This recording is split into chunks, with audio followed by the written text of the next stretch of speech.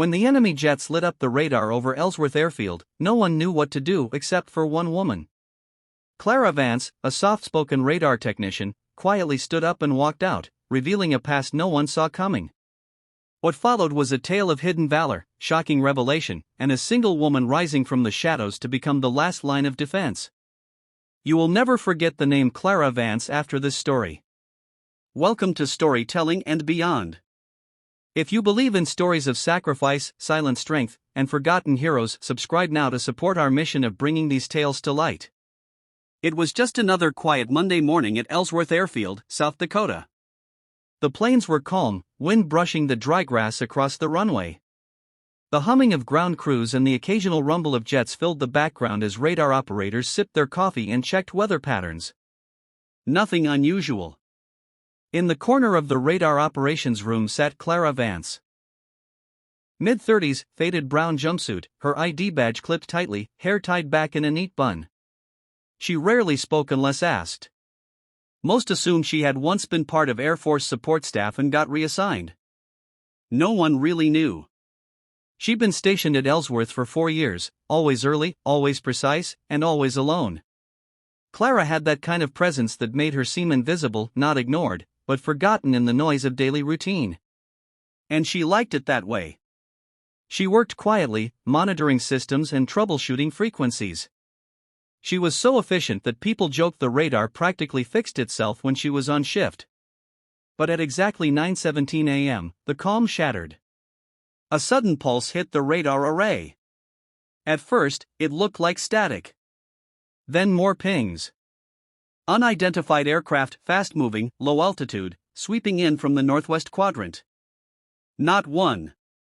Not two. 7. No transponders. No radio contact. The room stiffened. What the hell is that? Muttered Sergeant Davis, leaning closer. He tapped the screen. Are those birds? No formation flies that tight, someone else said. Then the screen zoomed in. Delta wing shapes.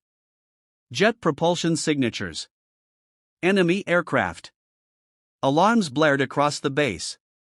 A piercing siren echoed through every hallway. The base went into DEFCON alert. Technicians scrambled. Protocol binders were flipped open. Red lights danced across the room. Fighter squadrons were alerted, but Ellsworth's closest air support was out for a training exercise in Nevada. Time to contact with base, asked Major Erickson, voice tight. 17 minutes at current speed, came a reply. ETA for our jets to return? 42 minutes, sir. The math was sickening. Across the control room, Clara Vance stood slowly. Her eyes were fixed on the radar. She wasn't shaking. She wasn't rushing. She simply said, they're skimming terrain. Avoiding long-range detection. Everyone turned to look at her. Erickson frowned. How do you know that? Clara didn't answer. Her hands were already flipping switches on the comm console.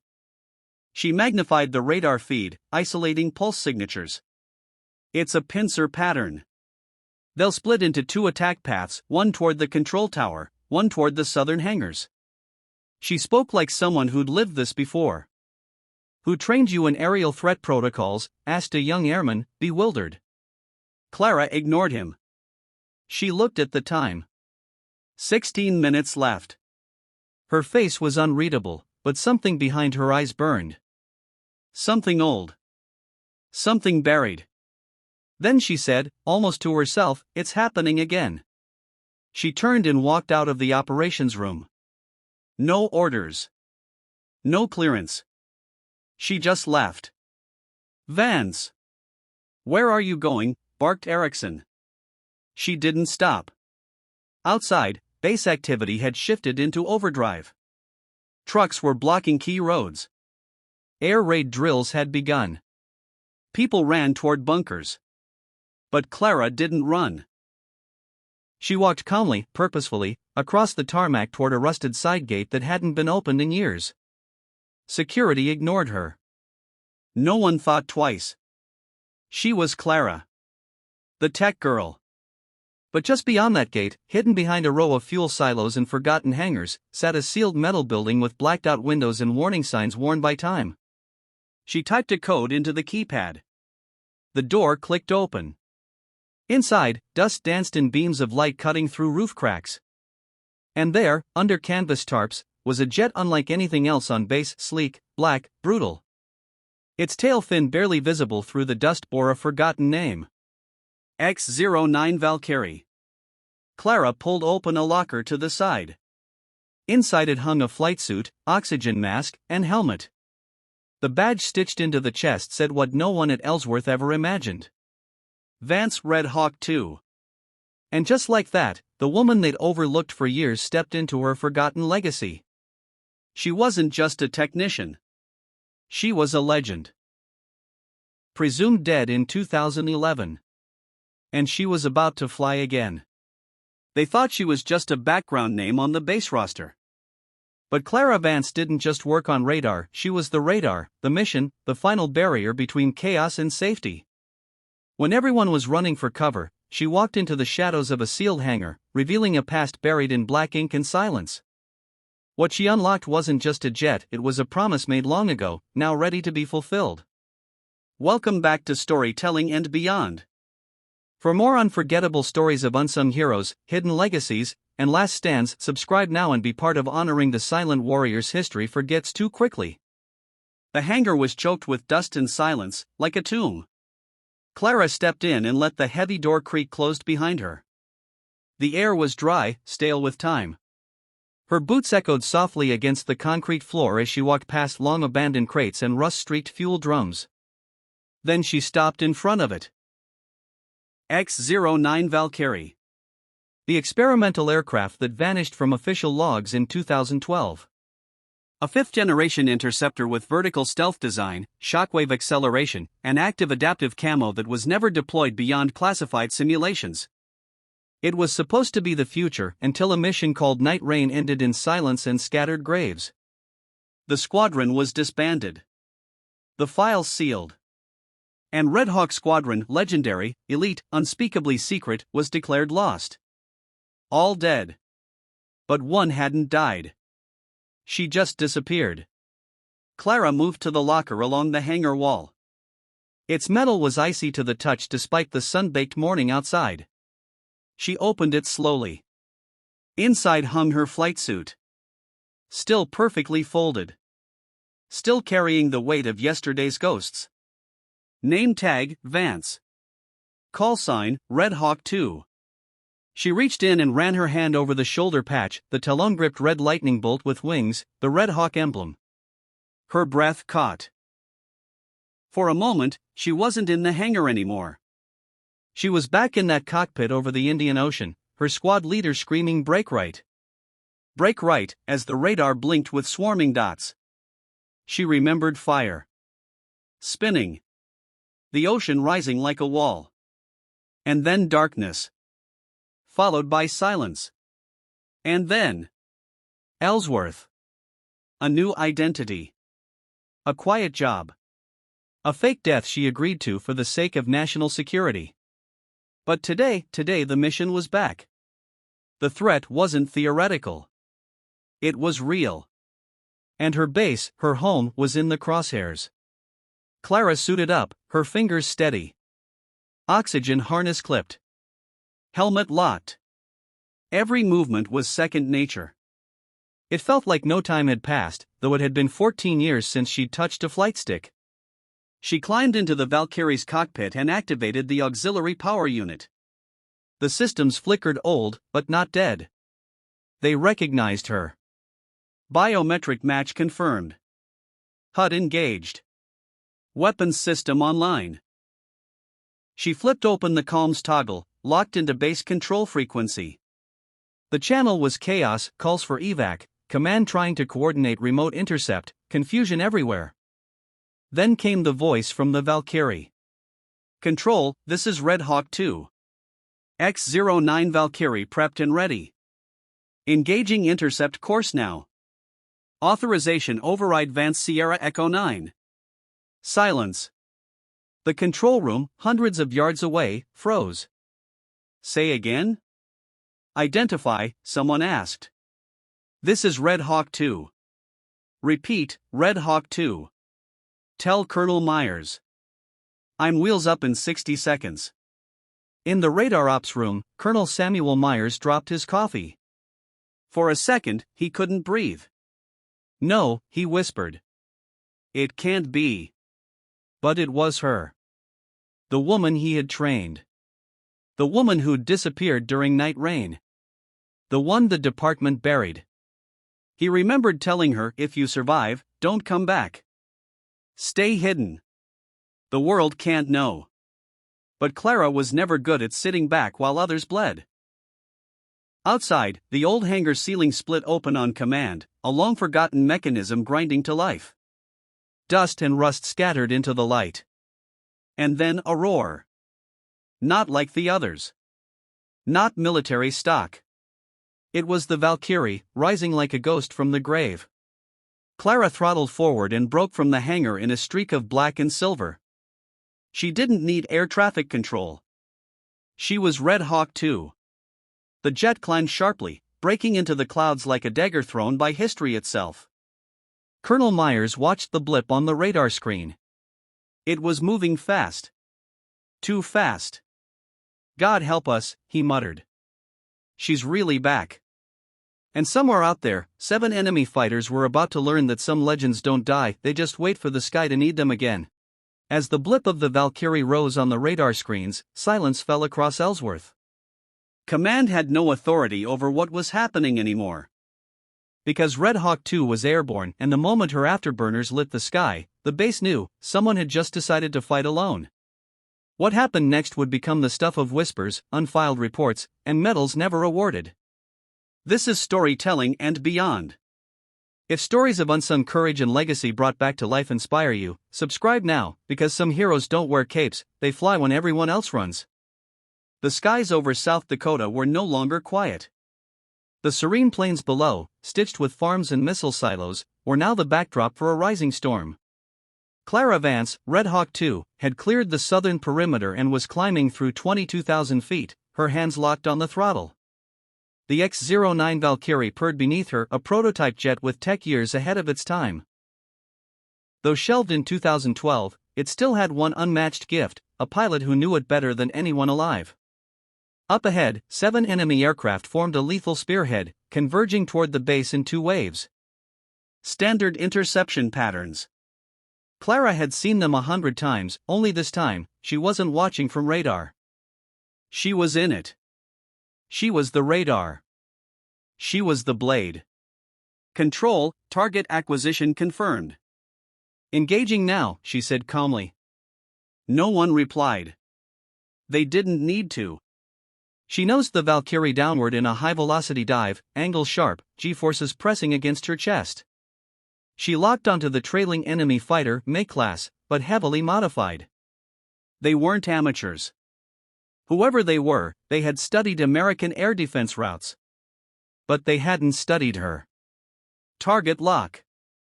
Missile 1 away. The missile screamed ahead, then bloomed in a mid-air flash, direct hit. Base personnel watching the screens erupted.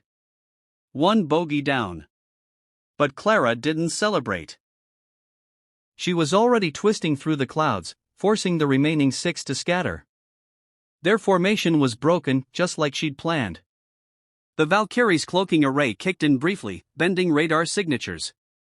Clara looped beneath one enemy fighter, then fired her secondary cannon straight into its belly.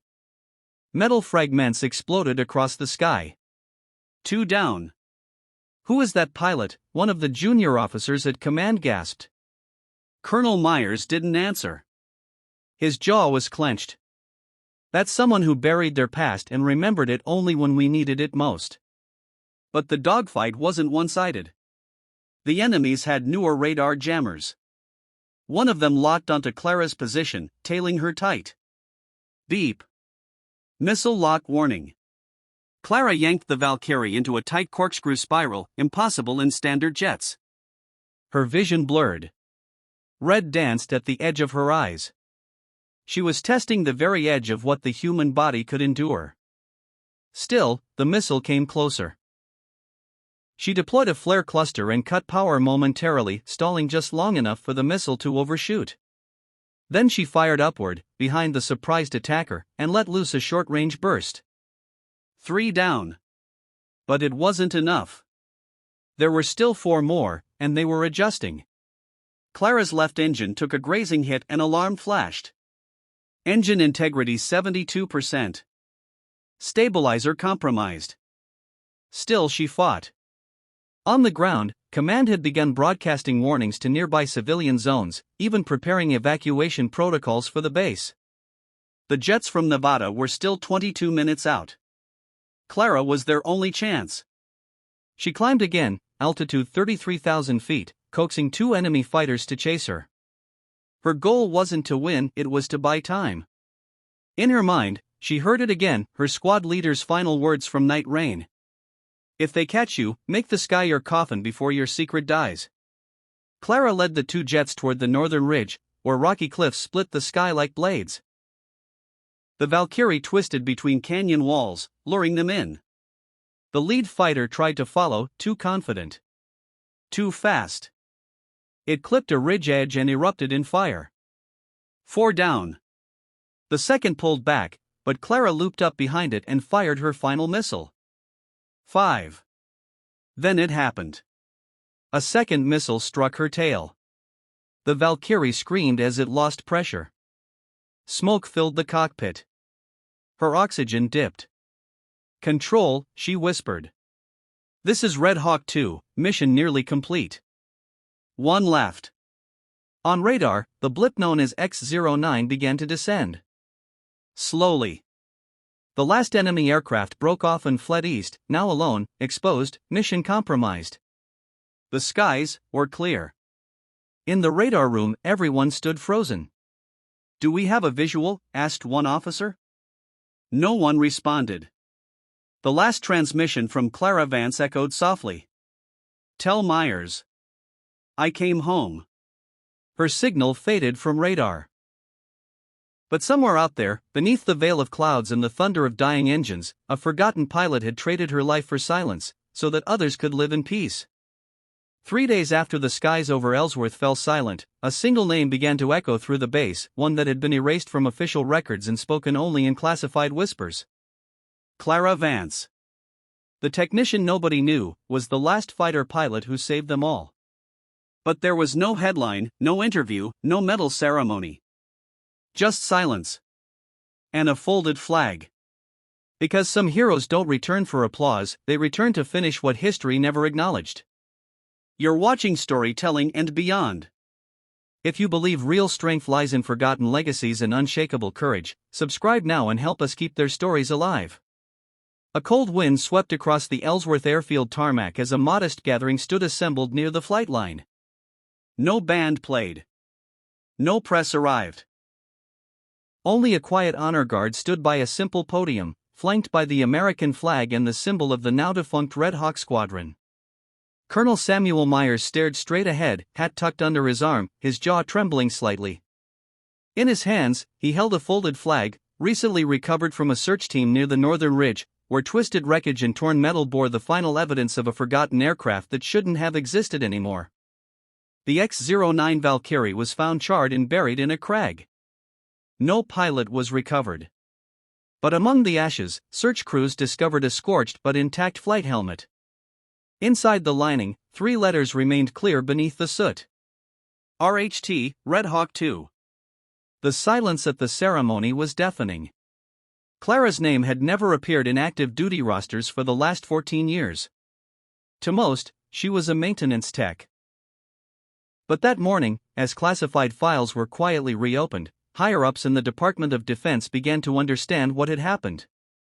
And veterans who had served in Black Ops units decades ago started showing up, one by one, to Ellsworth. None in uniform. All quiet. They stood at the back of the ceremony, eyes wet, heads bowed. They knew. Colonel Myers stepped up to the microphone, voice heavy.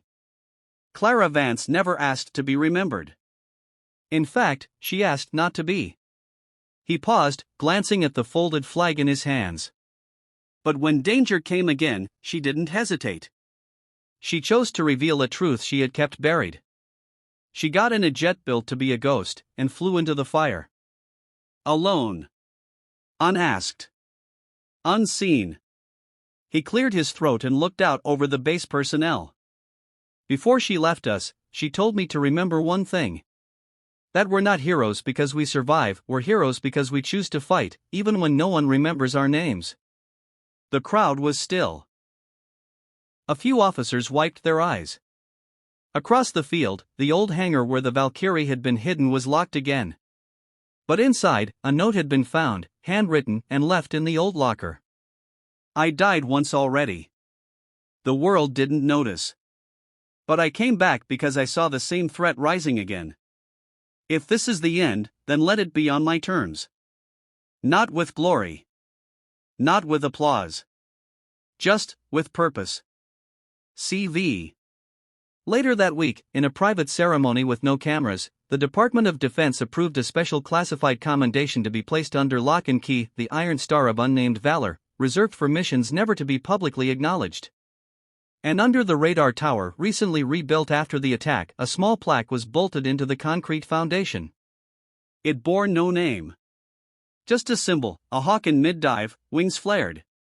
But under it, one line was engraved. She was the storm. We just never saw her coming. To this day, when cadets walk the base and glance toward the northern ridge, they're told the story of the silent tech who flew a ghost jet to protect a base that didn't know her name. And when they ask, who was she really?